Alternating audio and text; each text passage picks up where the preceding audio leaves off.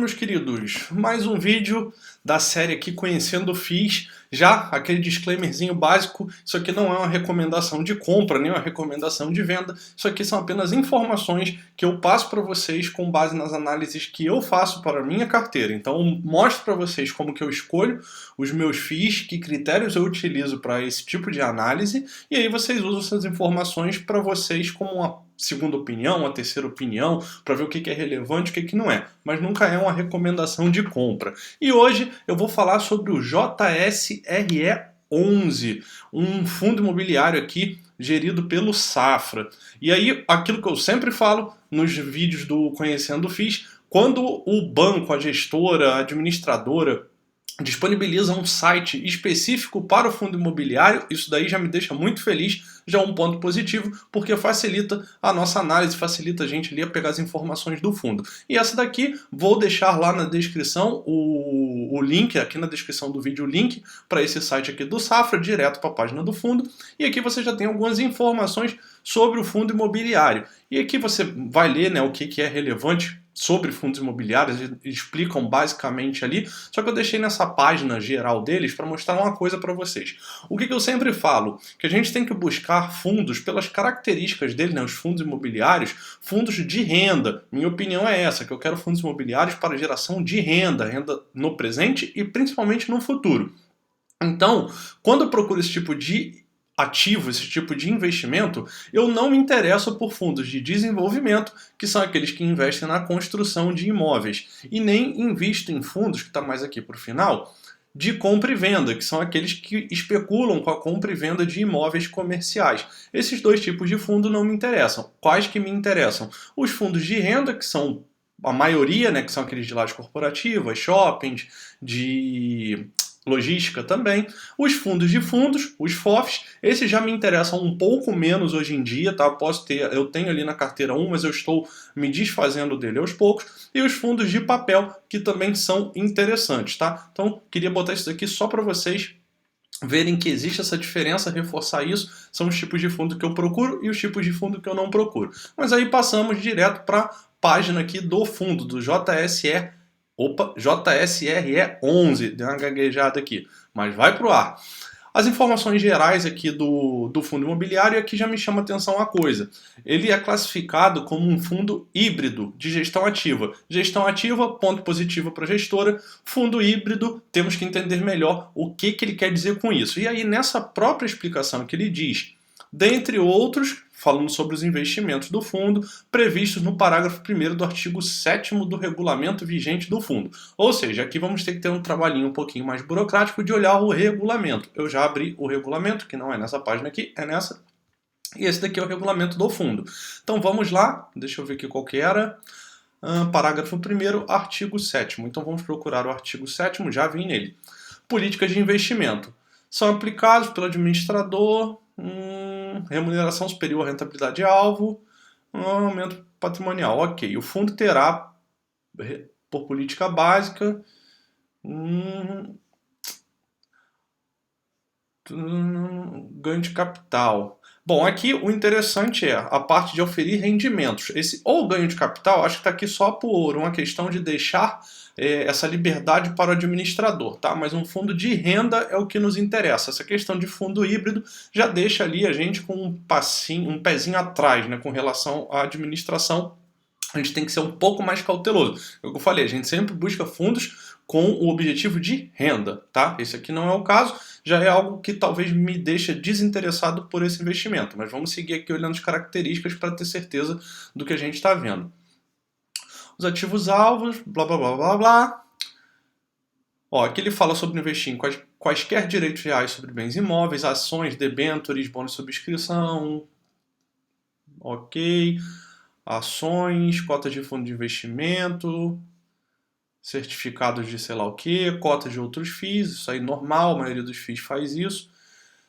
Certificados recebíveis, são os CRIs.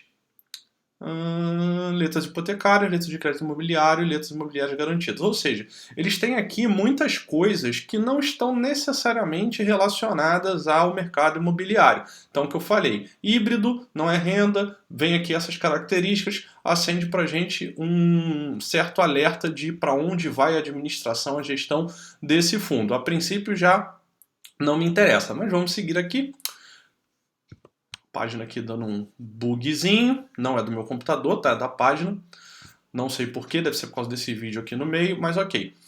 Olhando aqui, ele já mostra um pouquinho dos imóveis que ele possui e uma coisa que a gente já vê. São imóveis exclusivamente comerciais, são lajes corporativas, pelo primeiro momento aqui que eu passo o olho neles rapidamente, e são poucos, tá? E também são concentrados em São Paulo, basicamente. Tem um imóvel fora de São Paulo, que é esse daqui no Rio, sendo que o Rio já está indo de mal a pior. Sou carioca, mas sei como é que é o mercado imobiliário. É um imóvel pouco relevante, tipo C, classificação C. Os outros são AA ou AAA, então são imóveis interessantes. Esse imóvel, inclusive, é um imóvel excelente, mas vamos passar ali para análise do relatório. Aqui está o último relatório, o relatório do mês 6, é ele que eu vou pegar e eu dou uma olhada aqui nos fatos relevantes, caso seja necessário. Nesse fundo especificamente eu não olhei o fato relevante, eu procuro normalmente no fato relevante, já deixando essa dica, informações sobre a última emissão de cotas do fundo, as últimas, para ver qual foi o custo daquela emissão, para ver se o fundo está botando a mão ali com muita força no bolso dos cotistas, tá? Mas nesse caso aqui especificamente, acho que eu não vou precisar chegar nesse nível de detalhe ali na análise do fundo imobiliário, porque algumas coisas antes já me desinteressam ali no investimento. Esse daqui é o imóvel, o referido imóvel, né? Um prédio bem bonito, inclusive, numa área nobre, interessante de São Paulo. Então vamos lá. Relatório gerencial, junho de 2021, valor de mercado do fundo 1.858 bi, valor patrimonial 2.350 bi, então ponto positivo para o fundo, mais de 1,5 bi de patrimônio, normalmente que eu procuro ali, então tá interessante. Retorno, dividend yield 7,09, anualizado 7,11, então ali em torno de 7,1, ok, um dividend yield interessante para o momento do mercado. Retorno dos últimos meses, isso aqui não faz tanta diferença para mim. Objetivo, ele repete aquilo que está lá no site, falando de investir em ativos imobiliários, dentre outros ativos, conforme o parágrafo 1º do artigo 7º, e o objetivo é distribuir renda aos cotistas através de recebimento de receitas como aluguéis, rendimentos e ganhos de capital. Ok, objetivo de renda de acordo com o que ele está dizendo aqui, apesar de ser classificado como híbrido. Então, interessante. Como quase sempre, nas cartas ali dos gestores, nesses relatórios, vem aqui uma explicaçãozinha do que está acontecendo ali nesse último mês e vem aqui do lado algumas informações. Então vamos lá. O que a gente pega de relevante daqui? O tempo do fundo, desde 2011, interessante, já tem aí 10 anos de fundo, porque eu estou gravando esse vídeo aqui em julho de 2021, então já tem pouco mais de 10 anos. Isso é bom, ponto positivo. Taxa de administração 1% ao ano, ok. Taxa dentro ali da média de mercado, interessante. Taxa de performance, 20%, aquilo que eu falo sobre os fundos da XP. 20% eu acho uma taxa muito elevada, mas é bom a gente olhar o benchmark para saber se realmente vale a pena pagar esses 20%. E aqui no caso, acho que o gestor acabou se dando mal um pouquinho no atual momento. Até um ano e pouco atrás, 2 anos atrás, não estava se dando tão mal assim. Mas nesse momento, 20% sobre rendimentos que excederem 6% ao ano, sob base atualizada por IGPM. Então, se ele está atualizando por IGPM, eu não sei quanto que daria isso aqui hoje, não está claro aqui, falta um pouquinho de transparência nesse relatório, ponto negativo, mas se considerar que o IGPM nos últimos 12 meses está na casa dos 30 e alguma coisa por cento, dificilmente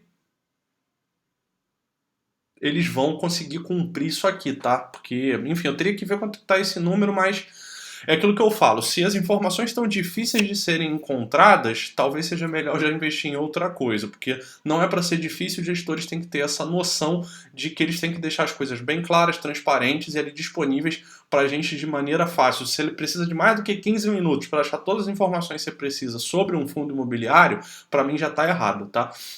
Enfim, não sei quanto que daria isso aqui hoje, mas vamos seguindo. Não vou parar para fazer conta, né? Obviamente. Anúncio de rendimento, dia útil, ok. Comentários do gestor, não vou ler aqui, isso aqui você lê caso seja cotista. Composição do rendimento, receita imobiliária, aparentemente está com a vacância baixa. Financeira, vamos ver como é que está a física, mas a financeira talvez seja mais importante. Então aqui está ok, ponto positivo para o fundo. Despesas, ok, nada muito fora do padrão, tem um asterisco aqui, aparentemente nada demais. Histórico de rendimentos eu vou olhar em outro momento. Isso aqui é uma coisa interessante.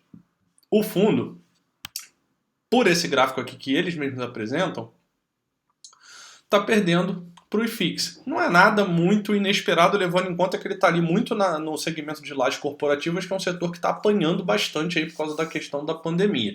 Tá? Mas aparentemente aqui, considerando o valor patrimonial mais rendimento, e considerando também que o valor patrimonial está em linha com a realidade, está ali auditado e tudo mais, estaria com um rendimento ali de 24 meses ok, tá? Não nada demais, mas também não está péssimo.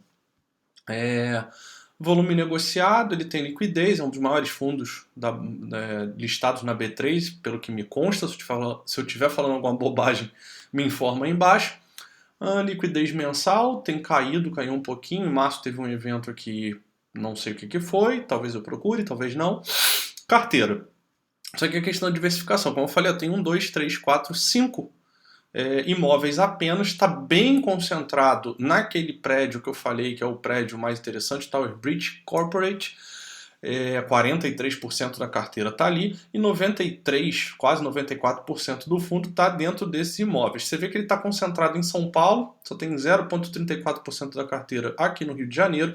Então ele está todo em São Paulo, mais ou menos ali, provavelmente na mesma área. Não sou exímio conhecedor de São Paulo, mas são áreas nobres, considerando ali o tipo dos imóveis, a classificação dos imóveis, né, como AA ou AAA, todos eles. Então ele está concentrado em São Paulo. Ponto negativo porque não há diversificação aqui geográfica, tá? Eu sei que o eixo do Sudeste é o que prende, né, no sentido de lajes corporativas, principalmente São Paulo, mas podia ter um pouquinho mais de coisas ali fora do centro de São Paulo, ou não sei que zona exatamente ali de São Paulo, a área onde tem os escritórios, tá? Ele tem uma carteira de FII que representa muito pouco ali do todo. Aqui vai ter alguma diversificação, mas é quase irrelevante dentro do resultado do fundo.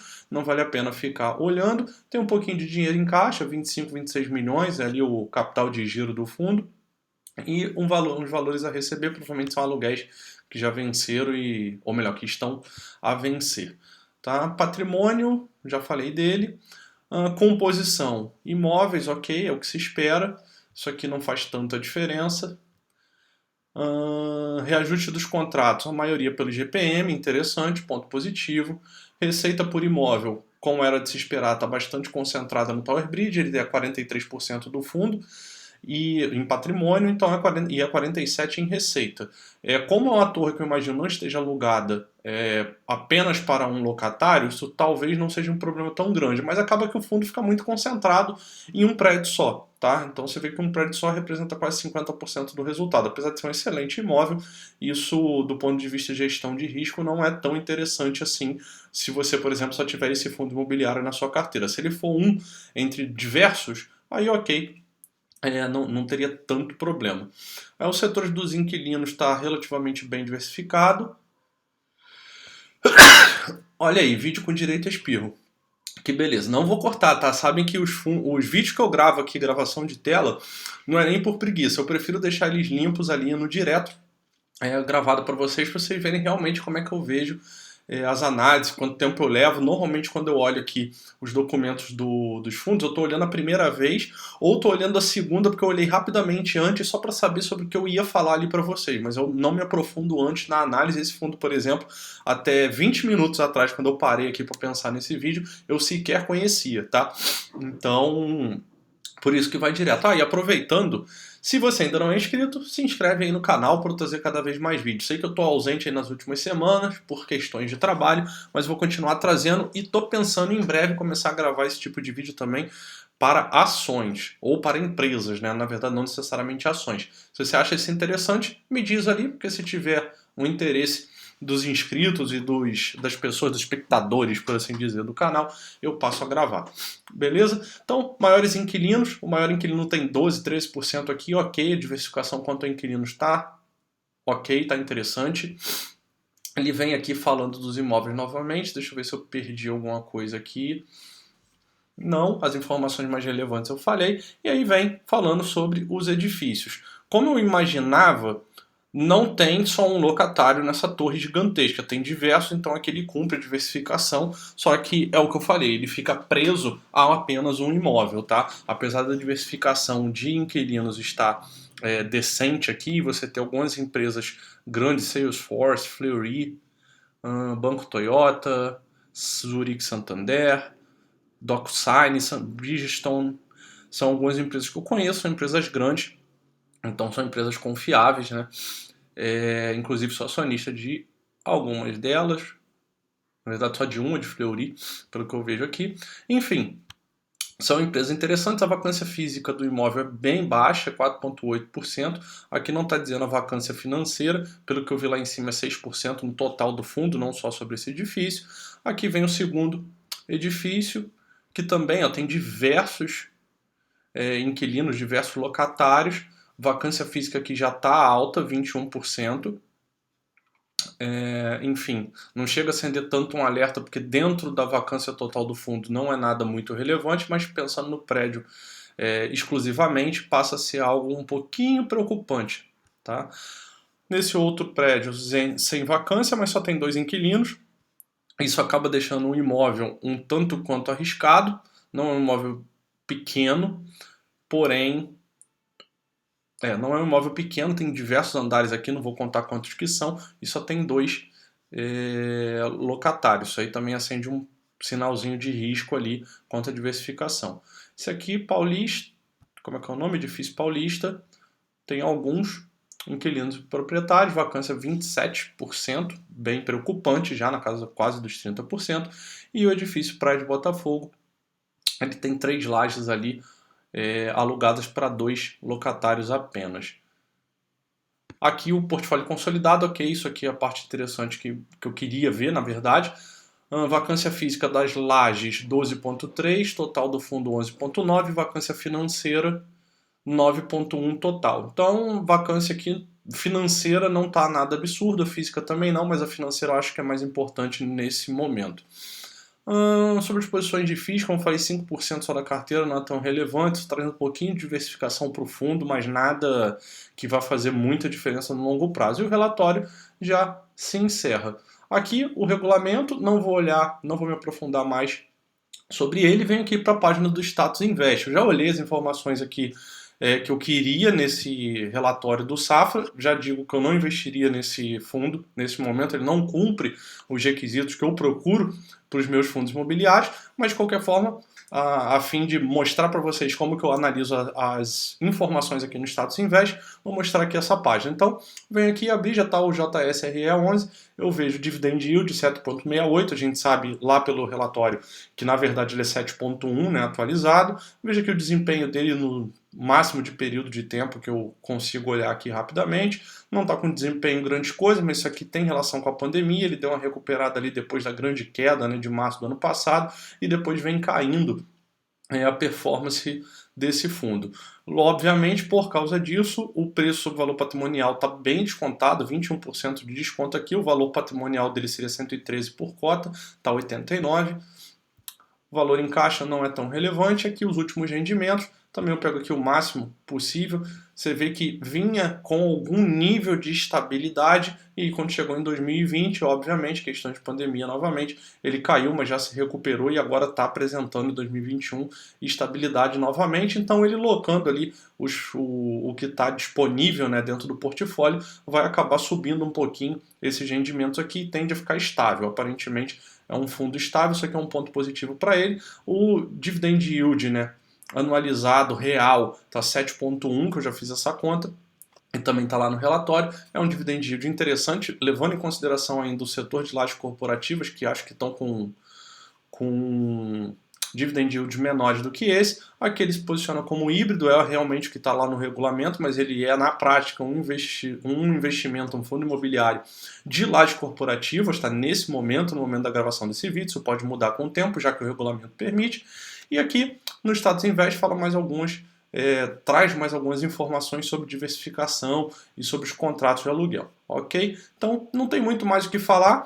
Dentro dos meus critérios, esse fundo não passa, ele não é aprovado, então não investiria nele, não invisto nele. E ficou aqui mais um vídeo para vocês a título de informação de como você analisa as informações de um fundo imobiliário. Espero que tenha ajudado e daqui a pouco eu solto novos vídeos, prometo que eu vou dar uma corrida aí e soltar vários vídeos sobre isso, já que nas últimas 2, 3 semanas eu não consegui postar e subir tantos vídeos assim como eu gostaria pro YouTube, beleza? Espero que tenha te ajudado, valeu e até o próximo vídeo.